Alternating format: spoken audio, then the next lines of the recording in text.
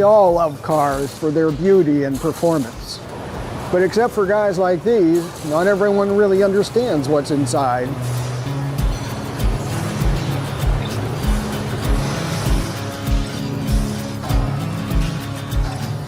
Is this what you're looking for? Not even close. You could stand over there. Oh, okay, I'll just stand over here. In a way, cell biologists are like auto mechanics. Each cell has an astonishing number of intricate parts, way more than any car.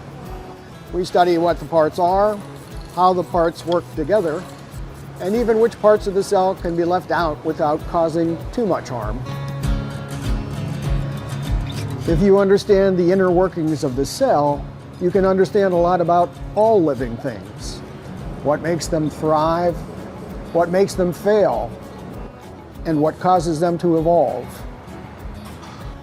We'll cover more about that later. Right now, I want to look at the topic of complexity.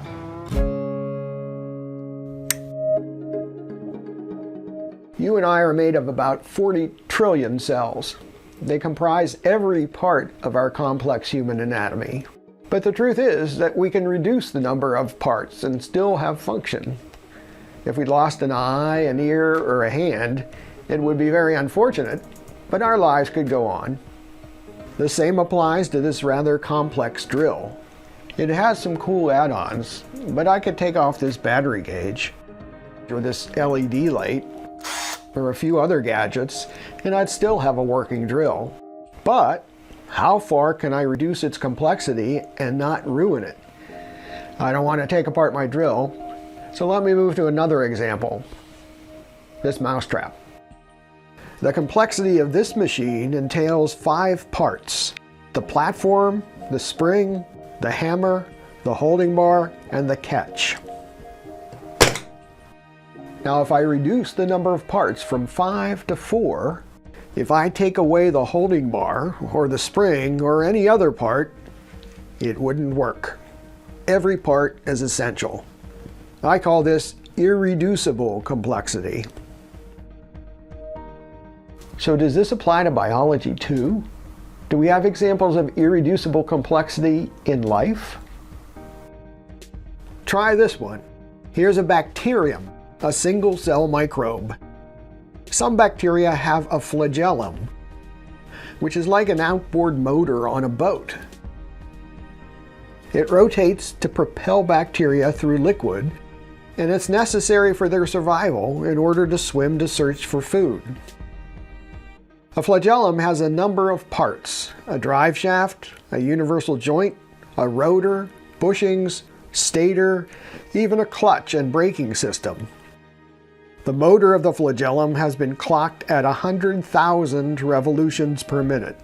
And as with the mousetrap, removing even one component of this elegant machine destroys its function and renders the bacterium, shall we say, dead in the water.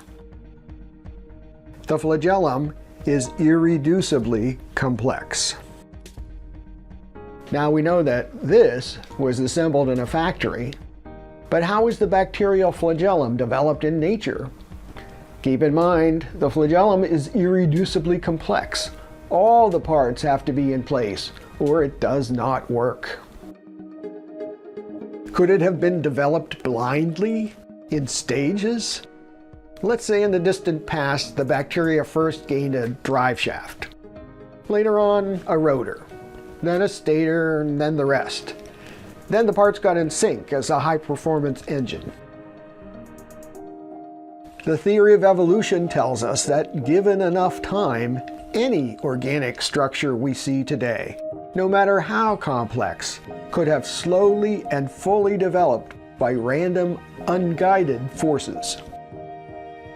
We'll come back to the topic of complexity in our next video, which will examine the power of evolution.